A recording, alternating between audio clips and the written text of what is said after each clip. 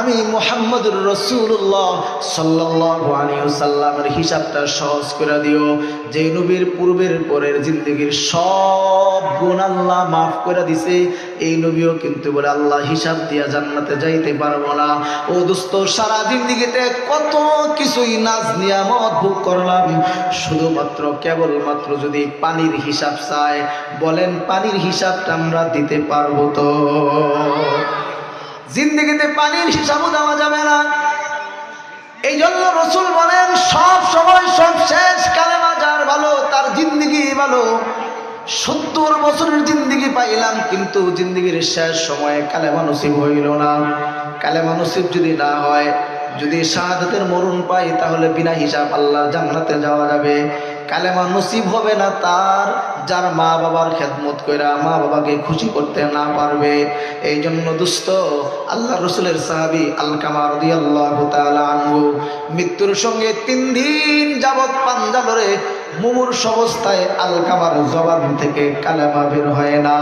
সাহাবায়ে কেরাম এসে বলে, ইয়া রাসূলুল্লাহ, আলকামা মৃত্যুর সঙ্গে পাঞ্জা লড়ে কালেমা পড়তে পারে না। আল্লাহর নবী সাল্লাল্লাহু আলাইহি ওয়াসাল্লাম বলে, আলকামার কে জীবিত আছে? আলকামার জীবিত যে আছে তারে আমার কাছে ডাক দাও। এরপরে আলকামার স্ত্রী আল্লাহর নবীর সামনে আসলো। আল্লাহর নবী সাল্লাল্লাহু আলাইহি ওয়াসাল্লাম বলেন, আলকামার স্ত্রী বলো, আলকামা কি এমন আমল করতো যার কারণে আলকামার জবান দিয়া কালেমা বের হয় না? আলকামার স্ত্রী বলে, আমার স্বামী যাকাত দিত, রোজা রাখতো, হজ করতো, আমার স্বামী খারাপ কাজ কোনোদিন করতো না। এরপরে বলে, আলকামার স্ত্রী, আলকামার কে আর জীবিত আছে? ডাইকা নিয়ে আসো। এরপরে আলকামার মা ডাইকা নিয়ে আসলে, আলকামার মা আসলে আল্লাহর রসুল বলেন, ও আলকামার মা বলো, কি এমন আমল করতো যার কারণে তোমার ছেলের কালেমা নসিব হয় না? এরপরে আলকামার মা ডাক দিয়া বলে, নবী, আমার সন্তান আমার কথা শুনতো, আমার সন্তান কিন্তু সব কথা শোনার পরও আমার সন্তান কিন্তু যেদিন থেকে বিবাহ করাই দিছি ওই দিন থেকে আমার সন্তান আমার কথা শোনে না, আমার সন্তান আমারে কষ্ট দেয়। আল্লাহ নবী সাল্লাল্লাহু আলাইহি ওয়াসাল্লাম বলেন, আলকামার মা, তোমার সন্তান আলকামারে তুমি মাফ করে দাও। আলকামারে যদি না মাফ করো, তাহলে আলকামারে কালেমা নসিব হবে না। আলকামারে কালেমা নসিব হওয়ার জন্য আলকামার মাকে তুমি, আলকামার মা তোমার সন্তানকে তাড়াতাড়ি মাফ করে দাও। এরপরে যখন মাফ হয় না, আলকামার মা মাফ করে না, আল্লাহর রাসূল বলেন, তাড়াতাড়ি করে লাকড়িগুলো একত্রিত করো, লাকড়িগুলো একত্রিত কইরা আর তাড়াতাড়ি আগুন লাগাও। আলকামারে বাড়ির থেকে টেনে হিসড়ে নিয়ে আসো, আলকামারে আগুনের মধ্যে জ্বালায়া দাও, পোড়ায়া ছাই বানাই দিব। কারণ হলো দুজকের আগুন থেকে দুনিয়ার আগুন বড় সহজ। আলকামার মা যখন দেখলো সত্যি লাকড়ির মধ্যে আগুন জ্বালানো হলো এবং আলকামাকে টেনে হিসড়ে বাড়ির থেকে আনা হলো, এমন সময় আল্লাহর নবীর সামনে সাহাবী আয়েশা বলে, ইয়া রাসূলুল্লাহ, এই মাত্র আলকামার জবান দিয়া কালেমা নসিব হলো। সুবহানাল্লাহ। আল্লাহর রাসূল সাল্লাল্লাহু আলাইহি ওয়াসাল্লাম বলেন, আলকামার জবান দিয়া কালেমা এমনিতেই নসিব হয় নাই। আলকামার জবান দিয়া কালেমা এমনি নসিব হয় নাই। আলকামার গর্ভধারিণী মা আলকামার উপর রাগ ছিল। আলকামার মা এখন আলকামার উপর খুশি হইয়া আলকামারে মাফ কইরা দিছে। আল্লাহর রাসূল বলেন, আলকামার মা আলকামারে মাফ কইরা জান্নাতের সার্টিফিকেট কালেমা পড়ার সৌভাগ্য আল্লাহ নাজিল করে দিছে। এই কারণে আলকামার জবান দিয়া কালেমা নসিব হয়েছে। জান্নাতের চাবি আলকামার জবান দিয়া বের হয়েছে। সুবহানাল্লাহ। জান্নাতের চাবি আমার মা, ও মা গো, জান্নাতের চাবি আমার মা, জান্নাতের চাবি আমার মা, ও মা গো, জান্নাতের চাবি আমার মা। মা যার বেঁচে নাই তার মতন দুঃখী নাই, মা যার বেঁচে নাই তার মতন দুঃখী নাই, খালা ফুফু মায়ের সমান না গো, খালা ফুফু মায়ের সমান না। জান্নাতের চাবি আমার মা, ও মা গো, জান্নাতের চাবি আমার মা। আমার কঠিন অসুখ হলে আল্লাহর কাছে মাই বলে, আমার কঠিন অসুখ হলে আল্লাহর কাছে মাই বলে, আমায় তুমি লইয়া যাও গো, আমায় তুমি লইয়া যাও গো, সন্তান নিও না না না। জান্নাতের চাবি আমার মা, জান্নাতের চাবি আমার মা, ও মা গো, জান্নাতের চাবি আমার মা, জান্নাতের চাবি আমার মা, ও মা গো, জান্নাতের চাবি আমার মা। ঠিক কিনা বলেন? যাদের মা আছে বাবা আছে, জান্নাতের সওয়াবের মিশন এখনো জীবিত আছে। যাদের মা বাবা নাই তাদের সওয়াবের মিশনও নাই। আল্লাহর নবী সাল্লাল্লাহু আলাইহি ওয়াসাল্লাম বলেন, 70 বছর হায়াত পাইলাম কিন্তু কালেমা নসিব হইল না, এমন হায়াতের কোনো দাম আল্লাহর কাছে নাই। আর যদি অল্প সময় হায়াত পাইলাম কিন্তু কালেমা নসিব হলো, এমন হায়াতের আল্লাহর কাছে বড় দাম। আল্লাহ রসুলের সাহাবী এই জন্য হযরতে উমর বলে, আল্লাহুম্মা রযুকনি শাহাদাতান ফি সাবিলিক ওয়াজআল মাউতি ফি বালাদি রাসূলিক। হযরত উমর বলেন, আল্লাহ তুমি আমি উমরে শাহাদাতের মরণ দিও, শহীদি মরণ আমি চাই। কারণ শহীদ মরণ হইলে আমি উমরের কবরের কোনো আযাব হবে না। কারণ শহীদি যারা মরণ পায় তাদের কবরের মধ্যে কোনো আযাব হয় না। শহীদি যারা মরণ পায় তাদের গোসল দেওয়া হয় না। শহীদি যারা মরণ পায় তাদেরকে কাফন পরানো হয় না। হযরত উমর বলেন, আমি সেই নবীর একই দোয়া করি, আল্লাহুম্মা হাসিবনি হিসাবান ইয়াসীরা। নবীর আগে পরে সব গুনাহ মাফ। এরপরেও নবী যদি হিসাবের ভয় করে, আমি উমরের হিসাবের বড় ভয় করি। আমি হিসাব দিয়া জান্নাতে যাইতে পারবো না, বিনা হিসাব যেন আল্লাহ আমারে জান্নাত দান করে। এই জন্য হযরত উমর সব সময় দোয়া করে, আল্লাহুম্মা রযুকনি শাহাদাতান ফি সাবিলিক ওয়াজআল মাউতি ফি বালাদি রাসূলিক। আয় আল্লাহ, আমি উমরের শহীদি মরণ দাও, এবং আমি উমর রে আমার কবরটা যেন নবীর দেশে নবীর কদমের পাশে হয়। আমি উমর কবরের আযাব সহ্য করতে পারবো না, আমি উমর হিসাব দিয়া জান্নাতে যাইতে পারবো না। কারণ হলো শহীদি মরণে এত পরিমাণ ফজিলত, শহীদি মরণের এত পরিমাণ দাম। আল্লাহর নবীর চাচা আমির হামজা শহীদি মরণ পাইছে। আল্লাহর নবীর চাচার কান আলাদা করছে, শহীদি মরণ পায়া কান আলাদা করছে। আল্লাহর নবীর চাচা আমির হামজার নাকটা আলাদা করছে। সাহাবায়ে কেরাম আল্লাহর রাসূলকে ডাক দিয়া কয়, আল্লাহর নবী গো, আপনার চাচার কান কি করব, নাকটা কি করব? আল্লাহর রাসূল দেখা বলে, আমার চাচারে কে এমন মুসলা শহীদ করলো, এমন কইরা কে আমার চাচারে শহীদ করলো? আল্লাহর রাসূল চাচারে মুসলা শহীদ দেখা, কান আলাদা নাক আলাদা দেখা আল্লাহর রাসূল ডাক দিয়া বলেন, সাহাবী, আমি আমার চাচার শহীদের হত্যার প্রতিশোধ না নেওয়া পর্যন্ত আমি এখান থেকে যাব না, আমি হত্যার প্রতিশোধ নিয়ে আমি ঘরে ফিরব। এরপরে আল্লাহর রাসূল সাহাবায়ে কেরামকে ডাক দিয়া বলেন, সাহাবী, আমার চাচাকে দাফন করে দাও, গোসল করাইবা না, কাফন পরানোর দরকার নাই, আমার চাচাকে কবরে রাইখা দাও। আর আমার চাচার নাক আর কানকে চুরির মতো কইরা একসঙ্গে জমা কইরা আমার চাচার লাশের সঙ্গে কান আর নাকটাকে রাইখা দাও। বলেন আল্লাহু আকবার, আল্লাহু আকবার। সাহাবায়ে কেরাম ডাক দিয়া বলে, আল্লাহর নবী কান আর নাক আলাদা করলে কি হবে নবী বলেন? আল্লাহর রাসূল বলেন, সাহাবী, হাসরের ময়দানে যখন আমার চাচা দাঁড়াইবে, আমার চাচা চাচার নাক কথা বলবে, আমার চাচা শহীদ, আমার চাচার কান সাক্ষ্য দিবে আমার চাচা শহীদ হইছে, আমার চাচার বলতে হবে না।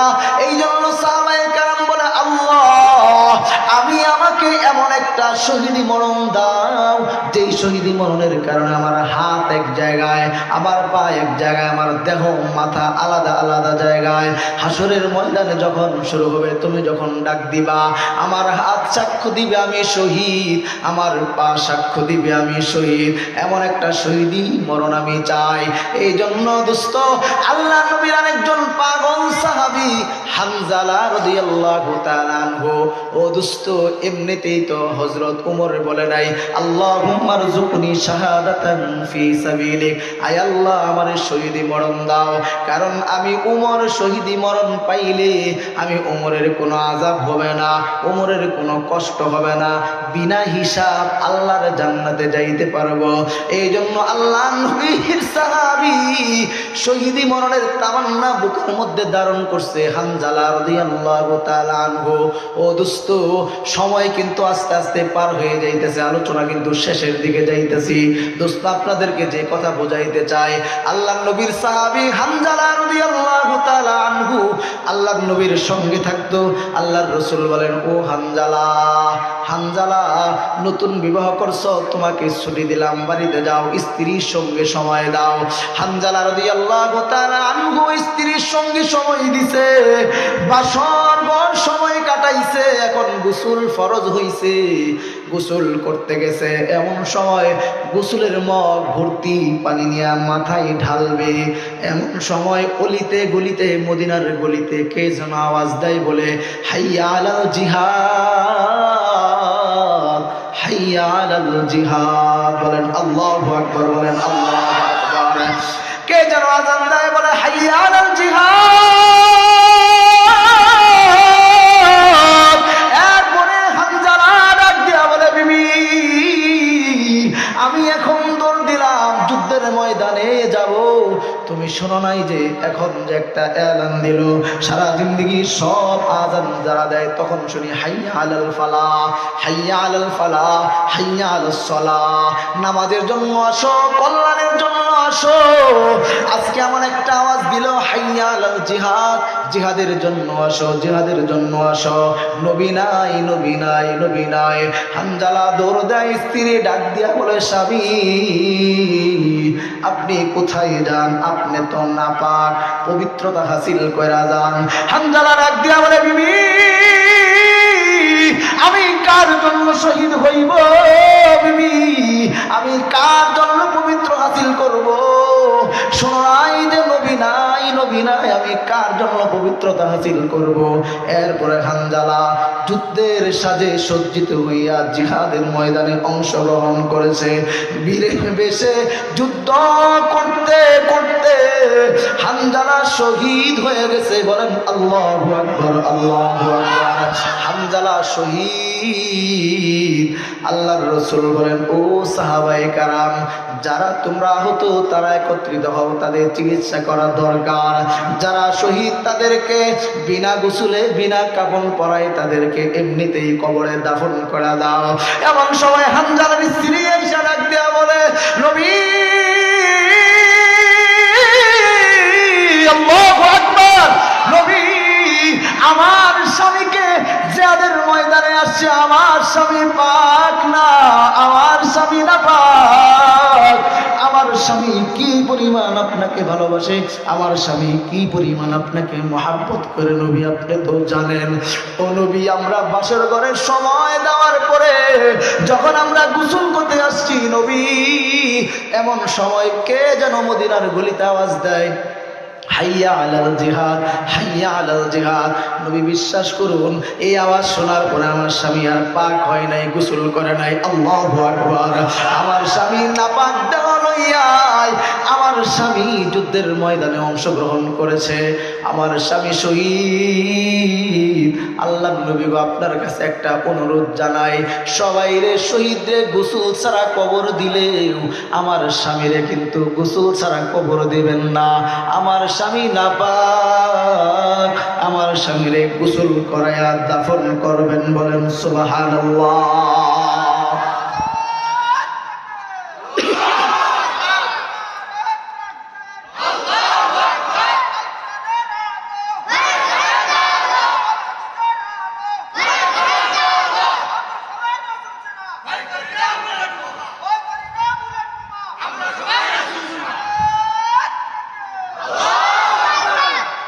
আল্লাহর নবী সাল্লাল্লাহু আলাইহি ওয়াসাল্লাম বলেন, ও সাহাবীরা, সবাই রে কাফন ছাড়া গোসল দিবা, গোসল ছাড়াই কিন্তু দাফন করে দিবা, কিন্তু হানজালার লাশটা খুঁজো। হানজালার লাশ কোথায়? আল্লাহর নবী সাল্লাল্লাহু আলাইহি ওয়াসাল্লামের কথা মতো হানজালার লাশ খুঁজে পুরা মাঠের মধ্যে হানজালার লাশ নাই। হানজালার লাশ কোথায়? আল্লাহর নবী যখন সবাই দিয়া হানজালার লাশ খুঁজে আহতদের মধ্যে যায়, দেখে হানজালার লাশ নাই। যারা শহীদ হয়েছে তাদের মধ্যে খুঁজে হানজালার লাশ পাওয়া যায় না। হানজালার লাশ কোথায়? আল্লাহ তাআলা বন্ধুরে ডাক দিয়া বলে, বন্ধু, হানজালার লাশ জমিনের মধ্যে খুঁজা লাভ নাই। হানজালার লাশ তো জমিনের মধ্যে নাই। হানজালার লাশ আমি আল্লাহ আসমানে নিয়া জান্নাতের পানি দিয়া ফেরেশতার মাধ্যমে গোসল করাইতেছি। সুবহানাল্লাহ। ও দোস্ত, এই জন্য আপনাদেরকে বলবো, দিন প্রচারের জন্য জিহাদের দরকার আছে না নাই? জিহাদের দরকার আছে না নাই? জিহাদ ছিল, আছে, কিয়ামত পর্যন্ত থাকবেই। জিহাদের বিপক্ষ অপরজন যারা করবে তাদের অবস্থান আমরা গ্রহণ করব। কি বলে? এই জন্য বলবো, দুনিয়ার মধ্যে আল্লাহর নবী সাল্লাল্লাহু আলাইহি ওয়াসাল্লাম বলেন, রাসূল অনেক মানুষ বলেন যে যুদ্ধের কথা, জিহাদের কথা কেন বলেন? জিহাদের কথা তো কোরআনে নাই। আমি বলবো, সূরা নাস থেকে শুরু করে সূরা ফাতিহা থেকে শুরু করে নাস পর্যন্ত রাজনীতির কথা, জিহাদের কথা, ইসলামের কথা আছে না নাই?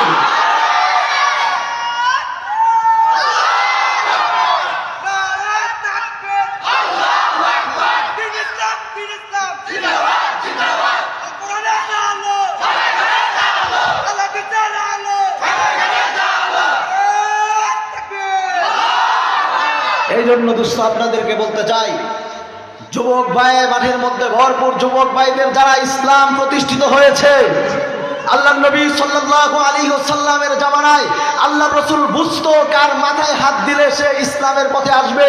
রাসূল বুঝতো কিছু কিছু মানুষের মাথায় হাত দিলে কাজ হবে না, তাদের গর্দানকে আলাদা করতে হবে, তাহলে ইসলামের বিজয় হবে। এই জন্য আমি আপনাদেরকে বলতে চাই, জামালপুর আজকে গাইবান্ধার আশপাশে কোনো বাউল আছে কিনা আমার জানা নাই, তবে আমি একটা কথা বলি, আল্লাহর দুনিয়ায় থাকতে হলে, এই ইকামতের দ্বীনের ঝান্ডা উপর তুলতে হলে আল্লাহর রাসূলের কথা অনুযায়ী চলতে হবে, আল্লাহর বিধান অনুযায়ী চলতে হবে। কোনো বাউল ফাউল গুনার টাইম আমাদের নাই দোস্ত। এই জন্য বলি, প্রকাশ্যভাবে বাইতুল মুকাররমের সামনে যেই বাউল আবুল সরকার বলল আল্লাহর কথার কোনো আগামাতা নাই, বলেন নাউজুবিল্লাহ, এমন শয়তান কুলাঙ্গারকে প্রকাশ্যে ফাঁসির কাস্তে ঝোলাতে হবে। ঠিক বলে? যারা বাউলের পক্ষ নেবে তাদেরকেও চিহ্নিত করে রাখুন। সময় আসবে, সময় আসবে, ওই সময় দিন কড়া ঘন্টায় হিসাব করে দেখিয়ে দিব ইনশাআল্লাহ। এই যুবক ভাইরা প্রস্তুত আছো তো ইনশাআল্লাহ? শুধু নরমের জায়গায় ইসলাম না, গরমের কথাও ইসলাম। আল্লাহ রাসূল বলেন, ওয়াল্লাযীনা মাআহু আশিদ্দাউ আলাল কুফফার রুহামাউ বাইনাহুম। ও দোস্ত, কাফেররা এক হয়ে গেছে, মুসলমানরা এক নয়। যদি মুসলমানরা এক হইতে পারে তাহলে মুসলমানের থুতুর নিক্ষেপে তারা এই দেশ থেকে পালাতে বাধ্য হবে। বলেন ঠিক কিনা? দোস্ত, গরম কথা বলে বললাম না? আমি তো সুরের বক্তা, গরম কথা বললাম, রাজনীতি কথা বললাম নাকি? আবুল সরকারের পক্ষের লোক এখানে আছে যে বলছে আল্লাহর কথার আগামাতা নাই, এমন লোক এখানে আছে পক্ষের লোক? যেটা আবুল সরকারের পক্ষে যে কথা বলবে, বলবেন ওটাও নাস্তিক, ওটাও মুরতাদ, তাকেও কালেমা পড়ে মুসলমান হতে হবে, ঠিক কিনা? এই দেশ ইসলামের দেশ, এই দেশ ওলি আল্লাহর দেশ, এই দেশ খেলাফতের দেশ, এই দেশ কালেমার দেশ, এই দেশ নামাজের দেশ, এই দেশ আজানের দেশ, ঠিক কিনা? এই জন্য যারা ইসলাম নিয়ে সিনেমিনি খেলতে চায়, আজকে আমার আলোচনার টপিক এটা না, কিন্তু আলোচনার ফাঁকে রসুল যে বলছেন জিহাদের মধ্যে শান্তি আছে, জিহাদের মধ্যে যারা অংশগ্রহণ করবে, যারা শহীদি মরণ পাবে, আল্লাহ বিনা হিসাব জান্নাত দান করবে। দোস্ত, যারা দিন প্রচারের জন্য শহীদ হবে তাদেরকে গোসল করানো হয় না, তাদেরকে কাফন দেওয়া হয় না, হাসরের ময়দানে এমনভাবে দাঁড়াবে যে দাঁড়ানোর পরে শরীর থেকে রক্ত ফিঙ্কি দিয়া বের হবে, পুরা হাসরের ময়দান রক্তের গ্রাণ হয়ে যাবে, সুবহানাল্লাহ। তখন দেখায় বলবে, আহ কত সুন্দর শহীদ লইয়া আল্লাহর জান্নাতে আইছে রে, এত সুন্দর শহীদ একটা মরণ পাইছে।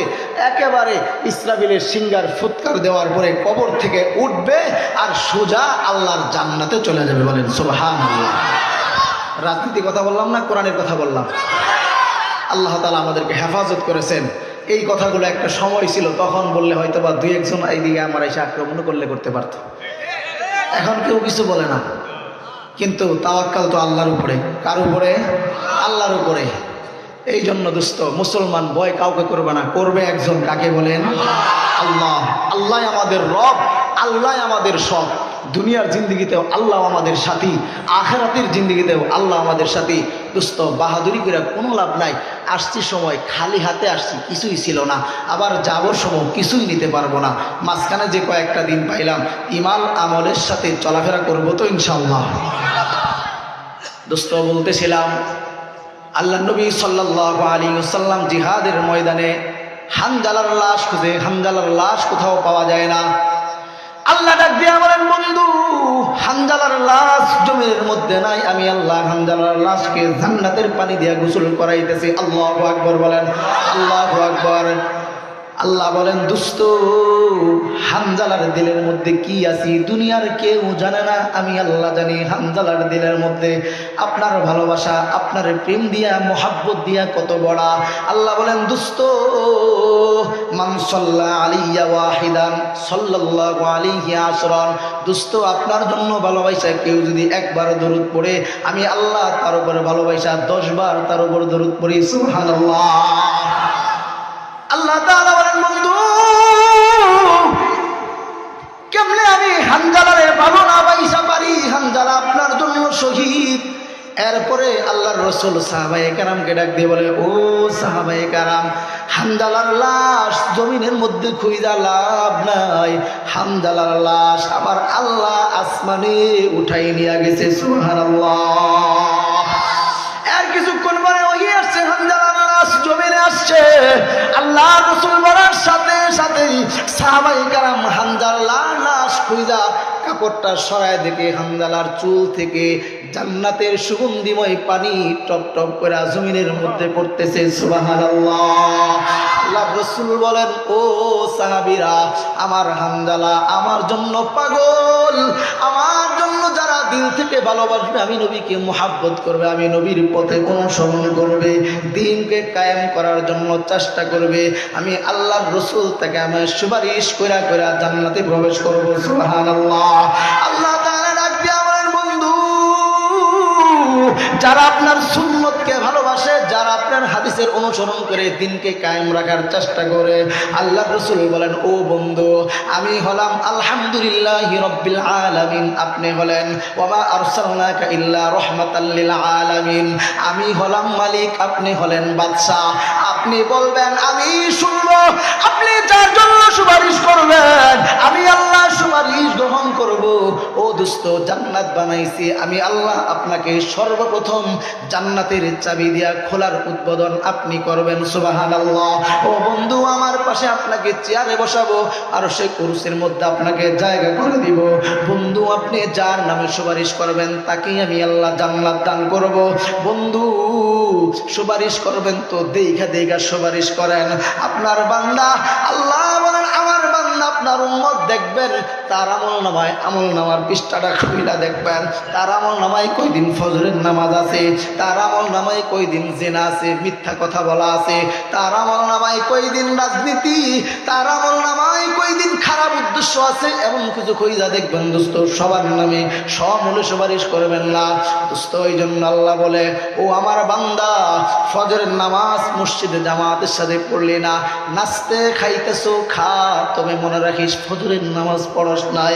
জোহরের সময় খাবার খাইলি, আল্লাহ বলেন বান্দা খা, জোহরের নামাজের সময় গেল, জোহরের নামাজের সময় কিন্তু জোহরের নামাজ পড়স নাই।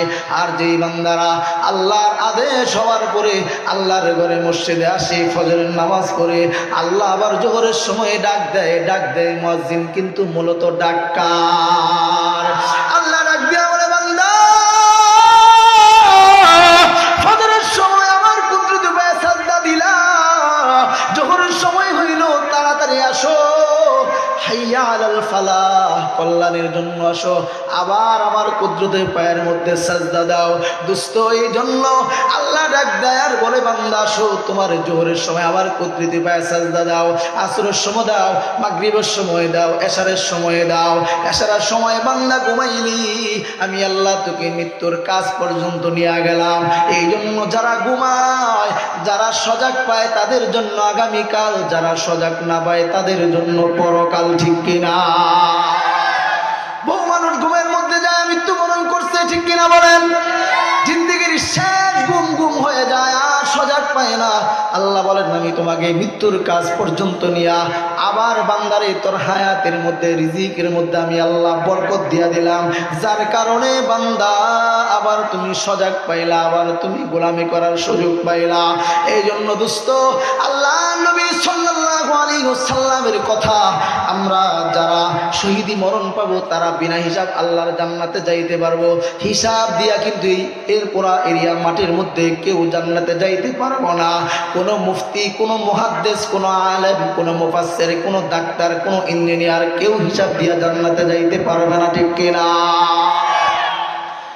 ও দোস্ত, এই জন্য হিসাব দিয়া জান্নাতে যাওয়া সহজ না, কঠিন। মুনাফিক সর্দার আব্দুল্লাহ ইবনে উবাই ইবনে সুলুল, তিনি মুনাফিক সর্দার। কোরআনের মধ্যে মুনাফিক সর্দারের নামে সূরা নাজিল হয়েছে, সূরাতুল মুনাফিকুন। স্টেজে হাবেশ সাহেব আছে দোস্ত, মিথ্যা বলার কোনো সুযোগ নাই।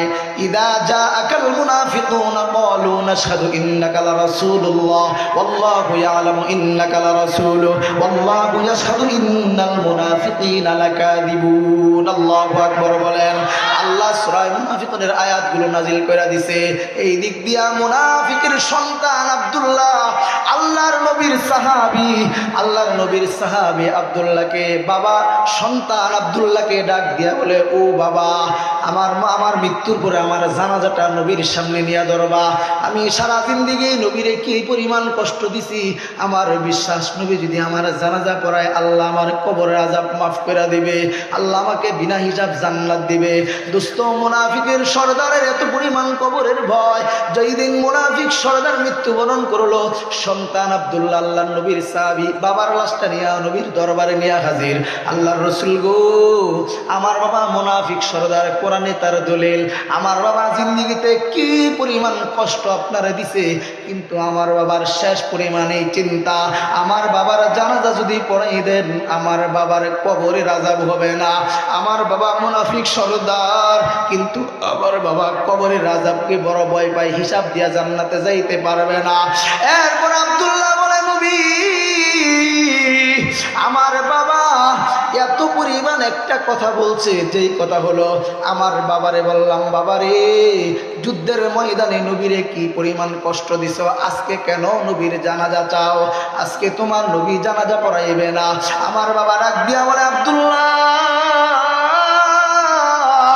আমি যত খারাপ, তোমার নবী কিন্তু এত বেশি ভালো, বিশ্বাস করো, আমার লাশটা নিয়ে দিলে ঠিকই তোমার নবী জানাজা পড়াই দিবে। আল্লাহু আকবার।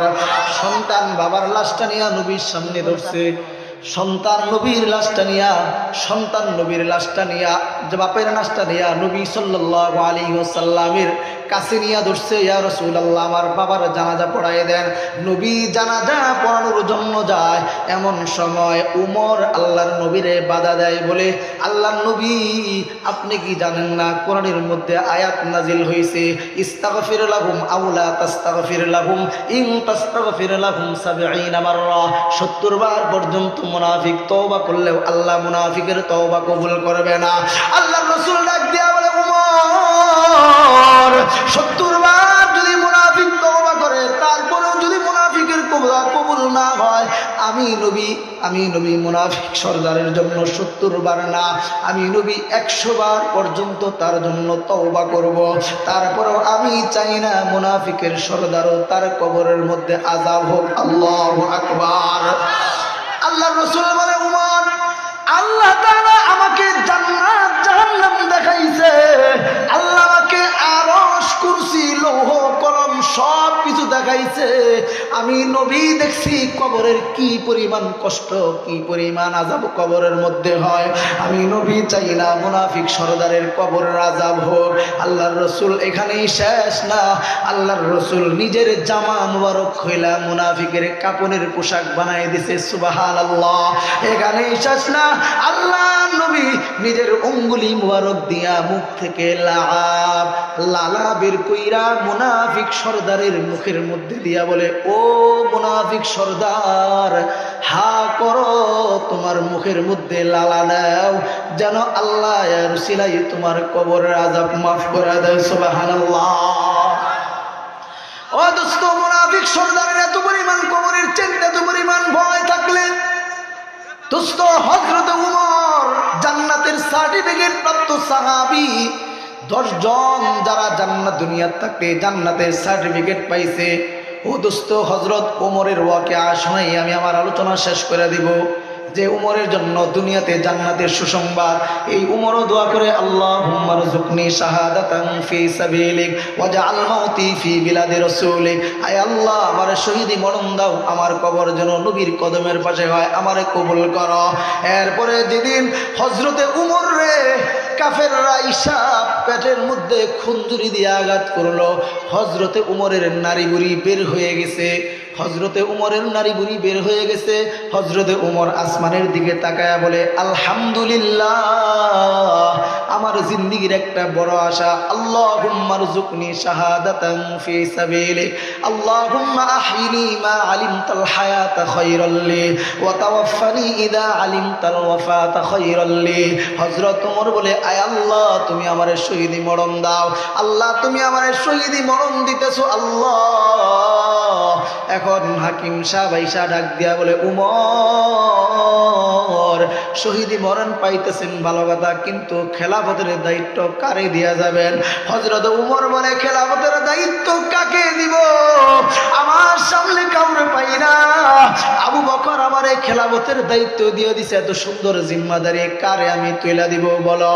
এরপরে তালাশ করতে করতে দেখে আল্লাহর নবীর আরেক সাহাবী উসমান রাদিয়াল্লাহু তাআলা আনহু, আল্লাহর রাসূলের সাহাবী উসমানকে উমরে ডাক দিয়ে বলে, উসমান তোমার খেলাফতের দায়িত্ব দিতে চাই, দেখতেই তো আমার নারী বুড়ি বের হয়ে গেছে, বেশিক্ষণ বাঁচবো না। হযরত উসমান নিতে চায় না। হযরত উসমানকে উমর বলে, ও উসমান তোমার প্রতি আল্লাহ খুশি, তোমার প্রতি নবী খুশি, তুমি খেলাফতের দায়িত্ব নিয়ে নাও। বলে, কেমনে খুশি? আল্লাহর রাসূল কালেকশন করে, হযরত উসমান কালেকশনের সামনে বসা। আল্লাহর রাসূল বলে, কে আছো জিহাদের জন্য, যুদ্ধের জন্য আল্লাহর রাস্তায় 100 ঘোড়া দান করবা? হযরত উসমান পিছন থেকে ডাক দিয়া বলে, ইয়া রাসূলুল্লাহ জিহাদের জন্য আল্লাহর রাস্তায় আমি উসমান 100 ঘোড়া দান করলাম। সুবহানাল্লাহ। আল্লাহর রাসূল বলে, তাহলে ডান দিক দিয়া কে আছো 100 ঘোড়া দান করবা? কেউ দাঁড়ায় না। হযরত উসমান পিছন দিকে আইসা আবার হযরত উসমান ডান দিক দিয়া আবার বলে 100 ঘোড়া। সুবহানাল্লাহ। আবার বাম দিয়া বলে 100 ঘোড়া, আবার সামনের দিকে আসে।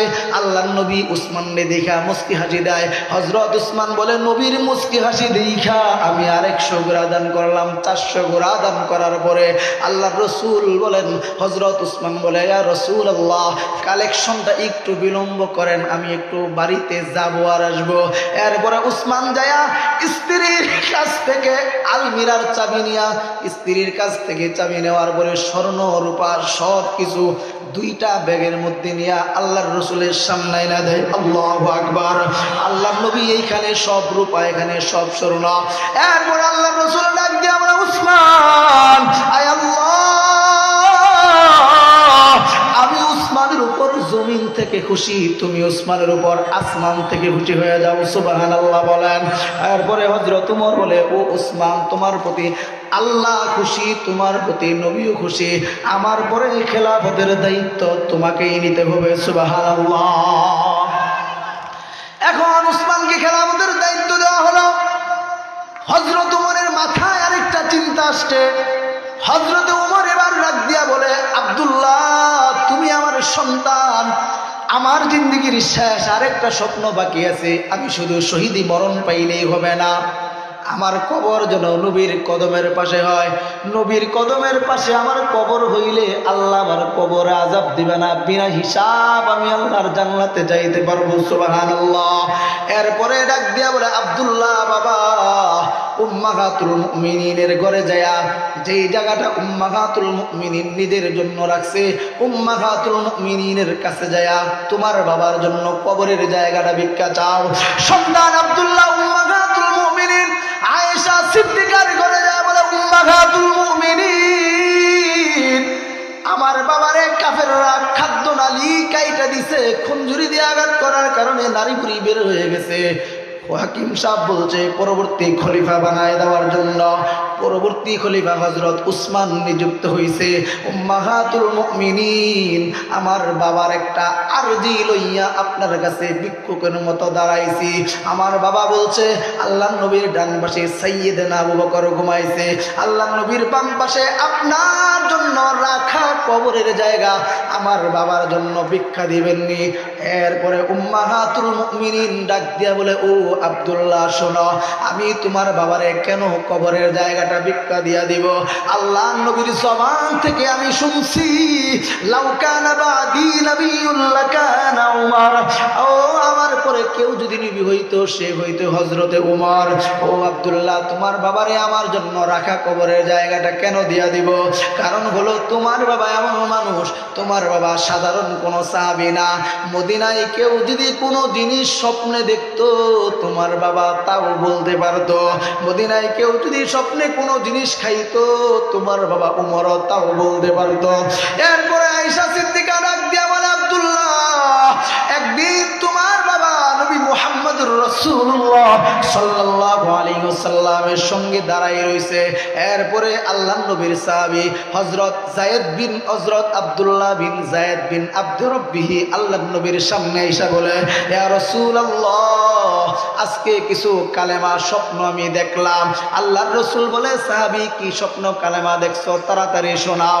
সাহাবী আজানের শব্দগুলো শোনায় আল্লাহু আকবার আল্লাহু আকবার আশহাদু আল্লা ইলাহা ইল্লাল্লাহ আশহাদু আল্লা ইলাহা ইল্লাল্লাহ, এইভাবে শেষ পর্যন্ত লা ইলাহা ইল্লাল্লাহ বলে আল্লাহর রাসূল বলেন সাহাবী এগুলা কোনো সাধারণ শব্দ না, এগুলো হলো আজানের শব্দ।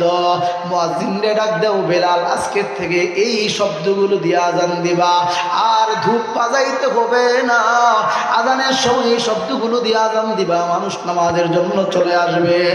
এরপরে যখন হযরত আব্দুল্লাহ বিন যায়েদ বিন আব্দুর রাব্বিহি আল্লাহর নবীর সামনে থেকে চলে গেল, হযরত আয়েশা সিদ্দিকা বলে ও আব্দুল্লাহ তোমার বাবা উমরও রাসূলের সামনে দাঁড়ানো।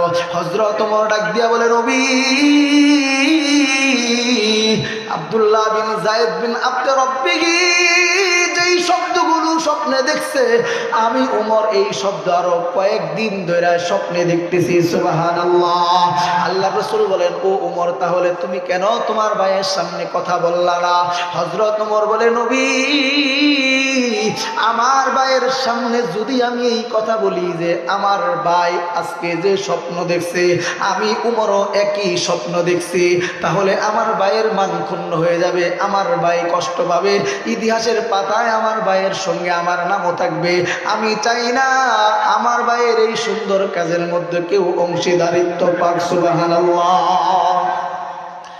উম্মাহাতুল মুমিনিন ডাক দিয়া বলে, আব্দুল্লাহ, কেন তোমার বাবার আমি কবরের জায়গাটা দিয়া দিলাম জানো?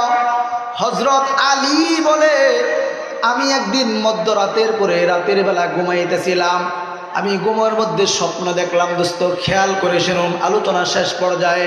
আমি মধ্যরাতে একদিন স্বপ্ন দেখলাম আল্লাহর রসুল মদিনাতে একটা সূরা দিয়া নামাজ পড়ায়, আমি আলীও আল্লাহ নবীর পিছনে নামাজ পড়লাম।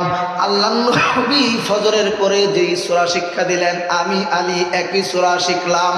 এরপরে একটা ভান্ডু দিয়া খেজুর হাদিয়ে আসলো, আমি এরপরে লাইন দিয়া দাঁড়ায় গেলাম। আল্লাহর রসুল সবারে একটা করে খেজুর হাদিয়া দিল, আলী বলেন আল্লাহ নবী আমারে একটা খেজুর হাদিয়া দিল।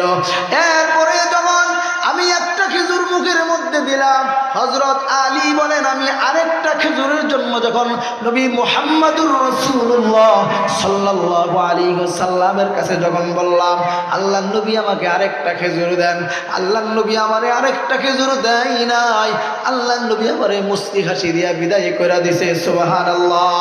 এরপর আমি মসজিদে মদিনায় আযান শুনলাম, আযান শোনার পরে আমার ঘুম ভেঙে গেল, স্বপ্নও ভেঙে গেল। এরপরে নবী দুনিয়াতে নাই, হযরত উমরের খেলাফত যুগ, হযরত উমর মদিনার ইমাম। আমি তাড়াতাড়ি ইস্তিনজা কইরা ওযু কইরা মসজিদে নববীতে ফজরের নামাজে শামিল হইলাম। আমি রাতের বেলা স্বপ্নে আলী বলেন যেই সূরা দিয়া নবীরা নামাজ পড়াইছে আমি যায় দেখি হযরত উমরও একই সূরা দিয়া ফজরের নামাজ পড়ায়। আল্লাহু আকবার। এরপরে আল্লাহর নবী ফজরের নামাজের পরে যেই সমস্ত সূরা শিক্ষা দিছে আলী বলেন আমি দেখলাম উমরও একই সূরা ফজরের নামাজের পরে শিক্ষা দিলেন। এরপর আলী বলেন আমি দেখলাম ফজরের পরে একটা ভান্ডু দিয়া যেই পরিমাণ খেজুর হাদিয়ে আসছে, হযরত আলী বলেন সকালবেলা দেখলাম ওই একই ভান্ডু দিয়া ওই পরিমাণ খেজুর আল্লাহ নবীর সামনে যেমন হাজির হয়েছে উমরের সামনে ওই ভান্ডু দিয়া খেজুর আসছে। আল্লাহু আকবার। জোরে আওয়াজ দিয়া বলেন আল্লাহু আকবার। একই ভান্ডু দেখা হযরত আলী বলে কেউ জানে না, আমি জানি রাতের বেলা কি দেখলাম আর এখন কি ঘটতেছে হুবহু সব মিল পাইলাম। এরপরে রাতের বেলা নবী যেরকম বলল সবাই লাইন ধরে দাঁড়ায় যাও, এরপরে এখন উমরও একই কথা বলে সবাই লাইন ধরে দাঁড়ায় যাও। আমি আলীও লাইন ধরে দাঁড়াই গেলাম। আল্লাহ নবীর সামনে রাতের বেলা যেমনে গেলাম আল্লাহ নবী যেমনে করে খেজুর একটা একটা হাদিয়া দিছে, এখন উমরও দেখি একটা করে খেজুর হাদিয়া দেয়, দুইটা খেজুর দেয় না। এরপরে আমি যখন উমরের সামনে যায় একটা খেজুর পাওয়ার পরে একটা খেজুর মুখের মধ্যে দিয়া আমি যখন আরেকটা খেজুরের জন্য যখন হাত বাড়াইলাম, এরপরে উমর ডাক দিয়া বলে আলী রাতের বেলা নবী তোমারে দুইটা খেজুর দেয় না। আল্লাহু আকবার, আল্লাহু আকবার। রাতের বেলা কিন্তু নবী তোমারে একটা খেজুর দিছে। হযরত আলী ডাক দিয়া বলে উমর বলে আলী বল না ভাই আলী, রাতের বেলা যদি নবী তোমারে দুইটা খেজুর দিত আমিও তোমারে দুইটা খেজুর দিতাম, এখন নবীর তাকসিম ভাইগা তোমারে দুইটা খেজুর কেমনে দেই, এই কারণে আমি তোমারে দুইটা খেজুর দিতে পারবো না। সুবহানাল্লাহ। হযরত আলী ডাক দিয়া বলে আলী উমর দুইটা খেজুর দিলে কি আপনার সমস্যা বলেন? হযরত উমর ডাক দিয়া বলে আলী আমি যদি দুইটা খেজুর দিই হাসরের ময়দানে আল্লাহর রাসূল যদি আমারে জিগায় উমর আমি আলীরে একটা খেজুর দিলাম তুমি কেন দুইটা খেজুর দিলা? বল না ভাই আলী আমি হাসরের ময়দানে কি হিসাব দিব? আলী আমি হিসাবের বড় বড় পাই, কবরের জিন্দেগি কেমনে পার করব, বিনা হিসাব আমি কেমনে আল্লাহর জান্নাতে যাইতে পারবো, এই চিন্তা ফিকির আমার বেশি। এরপরে উম্মাহাতুল মুমিনিন সন্তান আব্দুল্লাহরে ডাক দিয়া বলে ও আব্দুল্লাহ তাড়াতাড়ি যাও তোমার বাবার জন্য আমার জন্য রাখা কবরের জায়গা ভিক্ষা দিয়া দিলাম। সন্তান আব্দুল্লাহ ঈসা বাবার এই সংবাদ শোনাইছে, বাবা তোমাকে কবরের জায়গা উম্মাহাতুল মুমিনিন ভিক্ষা দিছে রে বাবা। এখন আব্দুল্লাহ আগের মতো উমর বলে আলহামদুলিল্লাহ, আমি শহীদি মরণ পাইলাম। আল্লাহুম্মা রযুকনি শাহাদাতান ফি সাবিলিক ওয়াজআল মাউতি ফি বালাদি রাসূলিক। আমার কবর যেন রাসূলের কদমের পাশে হয়, তাহলে আমার কবরের আযাব হবে না, আমি বিনা হিসাব আল্লাহর জান্নাতে যাইতে পারবো। এরপরে আব্দুল্লাহ ডাক দিয়া বলে আমার বাবা শুকরিয়া আদায় করতে করতে আমার বাবা দুনিয়া থেকে বিদায় নিছে। এরপরে আব্দুল্লাহ বলে আমার বাবারে গোসল করানোর জন্য গোসলখানায় পাঠাইলাম, কিছু সাহাবীদেরকে নির্ধারণ করে দিলাম বাবারে গোসল করানোর জন্য। এরপরে একটু পরেই দেখি একটা কান্নার আওয়াজ আসে, আস্তে আস্তে কান্নার আওয়াজ বাড়ি। এরপর আমি ডাক দিয়া বললাম আমার বাবার গোসলখানায় তোমরা কেন কান্না করো? এরপরে পুরো মদিনায় কান্নার রুল পড়ে গেল। বলে আব্দুল্লাহ কে আর কার এত বড় সাহস, কে এমন দুঃসাহস করলো? হযরত উমরের পিঠের মধ্যে তরতাজা বেতের আঘাত দেখা যায়। কাফেররা খুনজুরি দিয়ে আঘাত করে আর নারী বুড়ি বের করছে, কিন্তু আবার তরতাজা বেতের আঘাত কে করছে বলো? কার এত বড় দুঃসাহস? উমরের জীবদ্দশায় উমর যেই রাস্তায় চলাফেরা করতো 40 দিন পর্যন্ত শয়তান ওই রাস্তায় যাইতো না। আল্লাহু আকবার বলেন। আজকে কে এমন বেত্রাঘাত করলো? এরপরে হযরত উমর ডাক দিয়ে বলে আবুদুল্লাহর মুসলমানেরা তোমরা একটু চুপ করো আর কান্না করো না। আমার বাবার একটা জীবন ডায়েরি আছে, সারাদিন আমার বাবা যা করতো সব কিছু একটা ডায়েরির মধ্যে লেখা রাখতো। একটু দাঁড়াও দেখি আমার বাবার জীবন ডায়েরির মধ্যে কি পাওয়া যায়। হযরত আব্দুল্লাহ আলমিরা ভিতর থেকে একটা ডায়েরি বের কইরা হযরত ওমর মৃত্যুর আগে ডাক দিয়া বলে উমর কি হিসাব দিবা? একটু পরেই তো কবরের জিন্দেগি তোমার শুরু। ওমর জিন্দেগিতে কত না জুলুম করছো, কত না মন্দ কাজ করতো, তুমি হিসাব কি দিবা? কবরের আযাব কি তুমি সহ্য করতে পারবা? এইগুলো লেখে আর উমর মৃত্যুর আগেই এক হাত দিয়া নারী বুড়ি দইরা আর এক হাত দিয়া নিজের শরীরের মধ্যে বেত্রাঘাত করে আল্লাহু আকবার আল্লাহু আকবার। দোস্ত উমরের মতো সাহাবী যদি নিজের কবরের জিন্দিগির জন্য এত পরিমাণ ভয়, এত পরিমাণ ফিকির থাকে, আমাদের জিন্দিগিতে গুনাহ দিয়া ভরা, আমাদের জিন্দিগিতে মিথ্যা দিয়া ভরা, আমাদের জিন্দিগিতে জিনা দিয়া ভরা, আমাদের জিন্দিগিতে খারাপ কাজ দিয়া ভরা, আমাদের জিন্দিগিতে সুদ ঘুষ দিয়া ভরা, ঠিক কিনা বলেন? তাহলে আমাদের কি হইল? কবরের জিন্দেগির কোনো হিসাব নাই। কিন্তু আল্লাহ বলেন ওয়াবুদু রাব্বাকা হাত্তা ইয়াতিয়াকাল ইয়াকিন। মরণ পর্যন্ত যতদিন তুমি দুনিয়ায় থাকবা ততদিন পর্যন্ত আমি আল্লাহর ইবাদত করবা। বান্দা কেন করবা? শোনো, ওয়ামা খালাকতুল জিন্না ওয়াল ইনসা ইল্লা লিয়াবুদুন। আমি আল্লাহ জিন এবং মানুষ বানাইছি তোমাদেরকে আমি আল্লাহর গোলামি করার জন্য, ইবাদত করার জন্য। সুবহানাল্লাহ। এই জন্য দোস্ত আপনাদেরকে বলবো, যারা এখন পর্যন্ত আছেন আমাদের জিন্দগির শেষ পর্যন্ত কয় কাজ? কয় কাজ? এক কাজ। কয় কাজ? এক কাজ। মৃত্যু পর্যন্ত ইবাদত করবো তো ইনশাআল্লাহ। বেশি বেশি মৃত্যুর কথা স্মরণ করব। আল্লাহ রসুল বলেন, হাকিমুল উম্মত আশরাফ আলী থানভী রহমতুল্লাহ আলাইহি ওনার মাওয়াইজের মধ্যে লেখেন, কে উঠবেন না বাবা, এখন দোয়া করে দেব, কে উঠবেন না। আমি মুসাফির মানুষ, 3 ব্যক্তির দোয়া আল্লাহ কবুল করে। শোনেন, 3 ব্যক্তির দোয়া আল্লাহ কবুল করে। কয় ব্যক্তি? 3 ব্যক্তি। 1 নম্বর হলো সন্তান পিতামাতার জন্য দোয়া করলে আল্লাহ কবুল করে। মজলুম ব্যক্তি দোয়া করলে আল্লাহ কবুল করে। মুসাফির ব্যক্তি দোয়া করলে আল্লাহ কবুল করে। আমি মুসাফির মানুষ, আবার ঢাকায় ফিরবো, আপনাদেরকে নিয়ে দোয়া করে রওনা হবে ইনশাল্লাহ। সবাই মোনাজাত পর্যন্ত থাকবেন, একজনও উঠবেন না। আপনাদের উত্তরবঙ্গের অনেক সুনাম আছে, এই নুরানি চেহারাগুলো বৈশা রয়েছে। দোস্ত, আপনি আপনার শক্তি বলে, ক্ষমতা বলে, রাজনীতি বলে এখানে বৈশা থাকতে পারে নাই। আল্লাহ আপনারে বসায় রাখছে, এই জন্য বৈশা থাকতে পারছেন। কি বলেন, ঠিক কিনা? এই জন্য দোয়া করে যাব, কেউ উঠবো না। তো একটা কথা বলি যে 3 ব্যক্তির দোয়া কবুল হয় কেন? আল্লাহ রসুল বলেন যে আল্লাহ তাদের প্রতি খুশি হয়, তাদের দোয়ার মাঝখানে, আল্লাহর দোয়ার মাঝখানে কোনো ধরনের পর্দা থাকে না। এই জন্য বলবো দোস্ত, এত বড় একটা আয়োজন, এত বড় একটা মজলিস, কেউ উঠবেন না। আমি যত জায়গায় আলহামদুলিল্লাহ, অক্টোবর থেকে প্রোগ্রাম শুরু হয়েছে, একেবারে ফেব্রুয়ারির 18 তারিখে হলো প্রথম রমজান, ফেব্রুয়ারির 17 তারিখ পর্যন্ত আলহামদুলিল্লাহ মাহফিল আছে। যত জায়গায় মাদ্রাসা পাইছি, আর আমি প্রধান বক্তা হিসাবে চলতি মাসের ডিসেম্বরের আজকে 3 তারিখ, এই মাসের 30 দিনের মধ্যে 26 দিন 26 দিন আলহামদুলিল্লাহ আমি প্রধান মেহমান হিসাবে দাওয়াত পাইছি, আর বাকি 4 দিন হলো দ্বিতীয় বক্তা। আল্লাহর কাছে প্রধান দ্বিতীয়র কোনো বেল নাই। আল্লাহর কাছে যার ইমান আমল ভালো সেই আল্লাহর কাছে দামি, ঠিক কিনা?